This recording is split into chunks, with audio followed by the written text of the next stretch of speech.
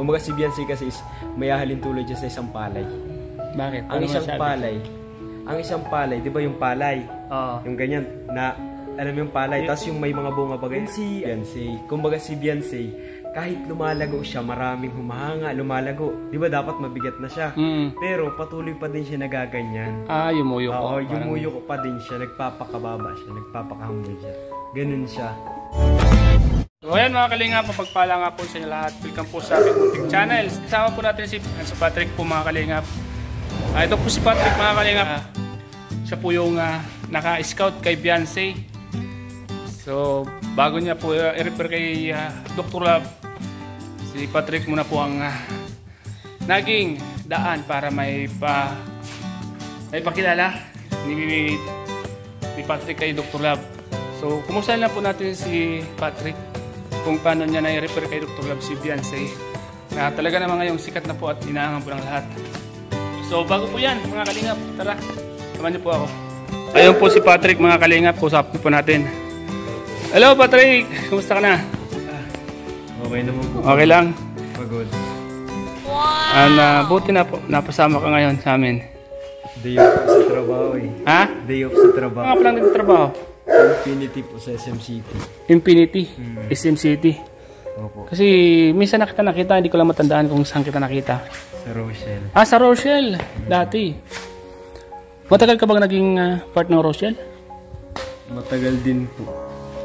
At kontrabida din. So, marami kang basher dati. Siguro, kwan lang naman yun, part of kwan lang, no? Teleserye. Opo. At ano naman yung feelings mo na may mga, siyempre may mga nagagalit, ano? May mga naiinis. May mga naiinis. Pero natutuwa man po ako. Siyempre, nagiging successful yung acting namin. Sino-sino yung nakasama mo maging isang kontrabida doon pala? Si Doc Love po. Talaga? Dr. Love? Dr. Love. Ay, so matagal na kayo magkakilala ni Dr. Love? Oo, matagal na po. Almost 2 years. 2 years na. Kaya pala, no? Siya nga pala, Patrick. Balita ako, ikaw yung nagpakilala kay Dr. Love. Kay Beyonce. Bakit? Matagal na ba kayo magkakilala ni Beyonce?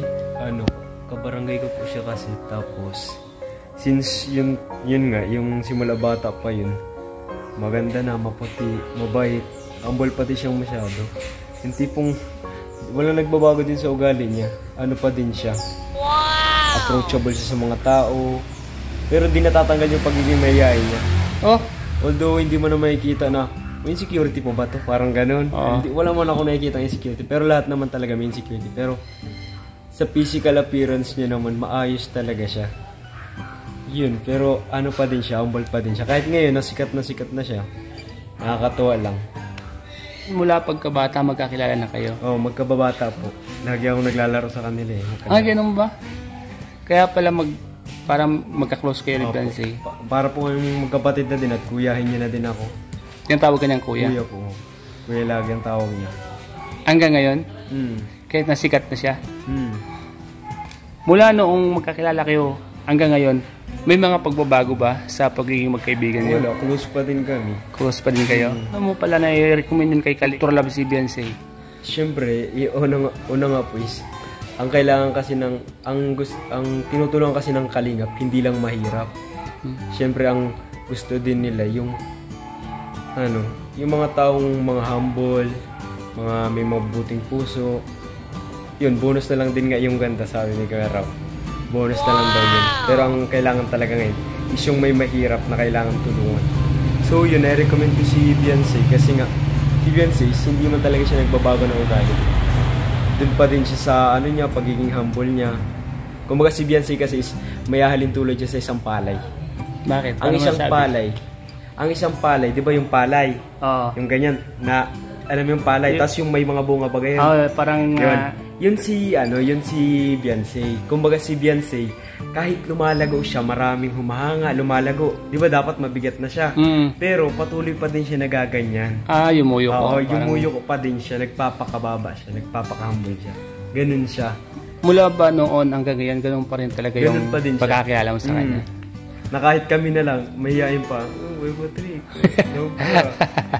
Ganun? Oo, ganun yun lagi. Kapag nakikita mo, mga ano, Damon. Ano yung mga naalala mo nung di pa masyadong sikat si Beyonce? Ano yung mga natatandaan mo sa kanya? Lahat ng mga ginagawa nyo dati? Yun, siguro, pasaway ako sa barangay namin. Tapos, yung nagpapalaro ako. Oh. Nagpapalaro ako sa kanila. Tapos, yung nire-regalo ko, mga battery lang yung laman. Yung mga rechargeable, gano'n. Kaano kung ano, tong-tong man sila, pala, battery lang. Irinis pagkakaano, nakikita. Tulad yun, lagi ko man din kalaro yung mga niya, kapatid niya, yung sunod dun sa kanya. Oh. Mabait kasi sila, pati yung nanay, yung tatay. Bale, kilala ka ng mga magulang na Beyonce? Kilala po. Grabe parang kailan lang baga Bata. Hindi mo akalain na ganun na sisikat si Beyonce at ganun na ang laki ng pagbabago sa kanya, di ba? Ano yung mga napansin mo sa kanya? Mula nung magkakilala kayo hanggang ngayon, ano yung mga napansin mo sa kanya? Unang-una is, mas naganda pa siya. Ay! Naganda. Ano pa? Mas naging maayos yung buhay nila ngayon. Mas naging sikat siya. Mas ano pa siya ngayon, mas nagiging confidence na siya compared nung dati. Kasi mas nahihiyain siya nun. Pero ngayon, mas nagiging bukas-bukas na siya, paunti-unti. Kasi may tiwala man tayo sa process na tinatawag. So, on process pa ngayon si Beyonce. So, hindi man agad-agad, na agad siya, hindi man yung ganun agad. So, syempre, andun pa din yung hiya niya. Inilulugar kasi ni Beyonce yung pagiging niya, mahiyain pa din. No, that time na nagro-Rochelle, wala pang Beyonce, di ba? Opo. Hindi pa sila. Kumbaga gusto ko pa lang siyang i-recommend nun. Kasi ginawa ko ni Kuya Rob official recruiter din na mag-recruit nga ng mga Hindi mo ba naisip na, di ba tulad na sinabi mo, ginawa kang official recruiter ni Kalinga Prab. Hindi mo ba naisip na i-direct siya kay Kalinga Prab? Siguro yung time na yun is busy din si Kuya Rob sa pagtulong. Busy. Oo. So, yun nga, may mga galamay naman si Kuya Rob, may mga kasama, sila Doc Love, na tumutulong din, na patuloy pa din tumutulong. Yun, kaya inuna ko muna, dun muna siya sa maliit, hanggang mas mapansin siya ni Kuya Rob. Okay. Oo, kasi syempre hindi naman agad-agad makakaano si Kuya Rob, kasi marami din siyang inaasikaso. Tama. Busy mambaga po si Kuya Rob. At si Dr. Love yung isa sa mga napusuan mo na i-recommend si Beyonce sa kanya. Yes po. Bilang isang kababata ni Beyonce, di ba magkakilala kayo mula pagkabata, masaya ka ba sa nararating ni Beyonce ngayon? Actually, masaya po syempre kasi yung di ko ma-explain kasi basta masaya ako kasi unang-una ginamit ako ni Lord na para matulungan sila, ginamit si Kuya Rob, ginamit ang buong Kalingap para maging maayos ang buhay nila. At ngayon, tuloy-tuloy, mas natutuwa pa ako. Kahit hindi ako ma-mention or ma-mention man ako, tuwa pa din ako kasi, hindi nagbabago si Beyonce. Hindi siya nagbabago. Andun pa rin yung humbleness, kindness niya, and approachable person pa din siya. Yun yung parang mas, sa akin, mas nagpapatawa sa akin na kahit angat na siya sa iba, andun pa din yung pagpapakababa niya. Kaya, wala akong masabi. Kaya deserve niya talaga po yung lahat ng natatanggap niya. Yung mga bashers niya, hindi naman talaga may iwasan. So, yun. Lang kayo. Yung mga basher kayo. Diyan lang kayo. Kasi hindi papadaig si Beyonce. Yun. Maganda yung comment message mo kay Beyonce. Isa pa ito, di ba ikaw yung kababata ni Beyonce? Ikaw yung mula noong bata pa si Beyonce, ikaw na yung nagiging kasama niya. Nagulat ka na lang ba na mayroon na siyang collab team na si Kalingap Eds? Ano yung masasabi mo doon? Masaya ka ba na may collab team na siya? Di mo ba inisip na sana ako na lang maganon kasi ikaw yung kababata niya? Siyempre po. Yung magulang niya po na parang sana ikaw na lang kasi para daw mas mabilis daw yung approach siya namin. Parang hindi mahihain. Pero okay lang din naman at okay po na si Kuya Edsy kasi mas na-emphasize talaga yung sila talaga. Kasi walang Edsy kung ako yun.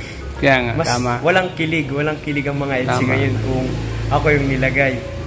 Kasi kaya ngayon, hindi ko man nakikita ang bagay kami ni Beyonce kasi ang turingan namin is magkuya. Magkuya, tama.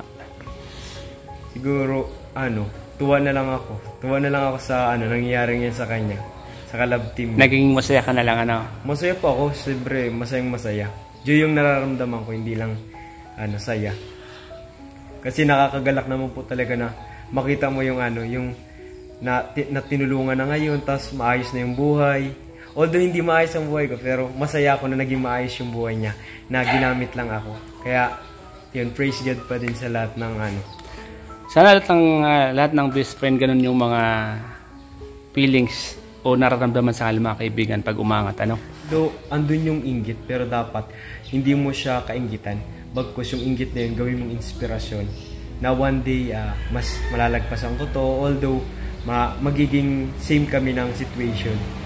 Kasi ang buhay naman talaga is marami siyang yung pag ganyan. Para siyang gulong. Parang gulong minsan hindi laging bilog minsan na buwabagsak, 'di ba? Hindi laging nasa itaas ka, bababa ka rin. Kaya nga lagi ko nga po pinapangaral si Bensina. Beyonce, dahil sa ginagawa mo, marami siya nagkakagusto dahil humble ka, mabait ka. Hindi lang mabait, maganda. Ayan. So, alagaan mo yung sarili mo, i-preserve mo yung sarili mo. Mas matuto ka pang keep na mga taong mahalaga sa'yo at huwag mo silang pabayaan. Yun. At syempre, maging humble siya palagi sa ginagawa niya. Syempre, huwag din siyang lalayo kay Lord. Mas mas i-deserve niya pa kasi may opportunity na siya, tinutulungan na siya, o ano pa noon, galing yun kay Lord, mga blessing yun. So, take niya yun as a privilege na tinutulungan siya ng kalingap. Tapos i-take niya yun bilang pasasalamat sa lahat ng Team Kalingap talaga na ginagamit. Yun. Malay mo, di ba? Kasi ikaw, kumbaga, kasama ka na namin. Pag wala kang pasok, andito ka sa amin, di ba?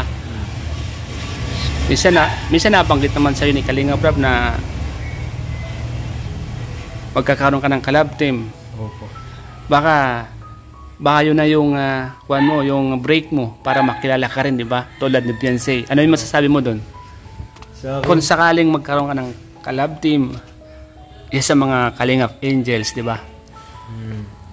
Ang masasabi ko po, siguro okay lang naman po na may collab team ako. And okay din naman na wala. Kasi ito, nakakatulong ako kahit wala akong collab team kila Kuya Rab, nakakasama-sama ako. Yun, kahit papaano is may naman si Kuya Rab, may binibigay man sa akin, nakakatulong sa akin. Siyempre bilang estudyante, yun, nakakatulong. Pero kung bibigyan man ako ng collab team, siyempre magiging masaya ako kasi ko yun, magiging privilege ko din yung sarili ko na yun, mas may kilala ako ng mga Kalingap supporters. Yan, mas maraming makaka-recognize sa akin. Hindi lang sa mga video na lang, bagkus baka magkaroon na din ng YouTube channel. So kung pagbibigyan lang ako ni Kuya Rab. Di ba may mga nabanggit na mga pangalan minsan, mga galing pa sa mga viewers? Opo. Sino-sino yung mga inilalab team sa'yo? Sino-sino yung mga pangalan nila? Ang mga ang pinaka-common pong naririnig ko is kay Joy talaga. Joy. Kasi pareho daw kami ng ni Joy. Yung kung paano tumawa. Ganon, kung paano daw makisama. Parang close daw masyado, ganon. Oh, ngayon, sino-sino pa? Si Eden. Eden. Pero, ang ideal ko pong makalab team talaga si Eden. Kasi parang nag-curious ako. Paano kaya ito Paano kaya ito makisama?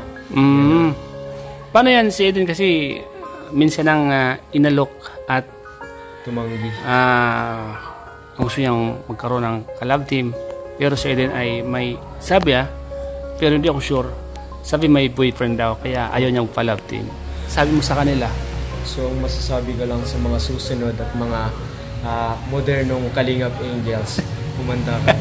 Joke lang. Subukan niyo ako. Kung sino yung i-love team, so sana suportahan na lang. Kung sino ang ni Kuya Rab, i-love team sa akin, suportahan na lang. Yun. Magiging masaya naman lahat.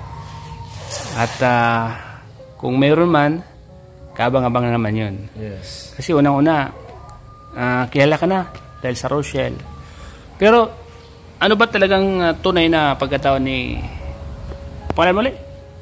Patrick. Ni Patrick. Ano ba? Talagang kontrabida ba o bida? Siyempre sa akin.